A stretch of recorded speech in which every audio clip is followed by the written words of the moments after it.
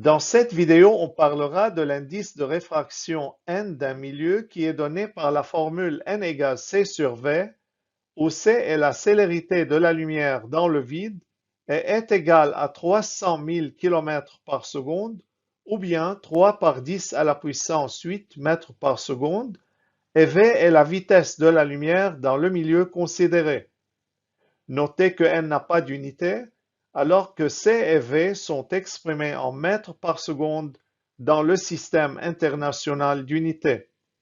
Exemple, la vitesse de la lumière dans le verre est de 2 par 10 à la puissance 8 mètres par seconde. Calculez son indice de réfraction. On sait que n égale c sur v.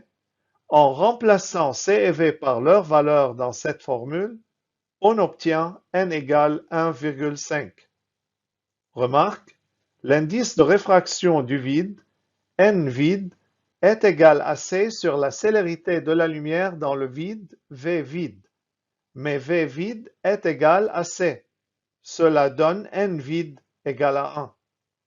L'indice de réfraction de l'air, nr, est égal à c sur la vitesse de la lumière dans l'air, vr. Mais vr est à peu près égal à c. Cela donne nr à peu près égal à 1. On sait aussi que la vitesse de la lumière dans le vide est supérieure à celle dans n'importe quel autre milieu, car dans le vide, il n'y a pas de particules. Par conséquent, on peut écrire C est supérieur ou égal à V. Notez que C est égal à V lorsque le milieu considéré est le vide. En divisant les deux côtés de l'inégalité par V, qui est une valeur positive, on obtient n supérieur ou égal à 1. Pour expliquer la signification physique de l'indice de réfraction n, supposons qu'il augmente. Puisque c est une constante et n est inversement proportionnel à v, cela veut dire que la vitesse v de la lumière dans le milieu considéré diminue, ce qui veut dire que la résistance du milieu à la propagation de la lumière augmente. Par conséquent, n est une valeur qui caractérise la résistance à la propagation de la lumière.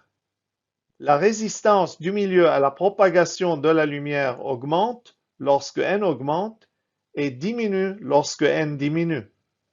On dit qu'un milieu 1 est plus réfringent qu'un milieu 2 si n1 est strictement supérieur à n2.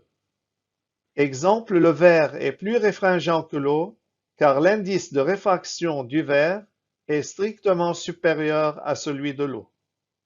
Voilà, c'est tout pour cette vidéo. À bientôt.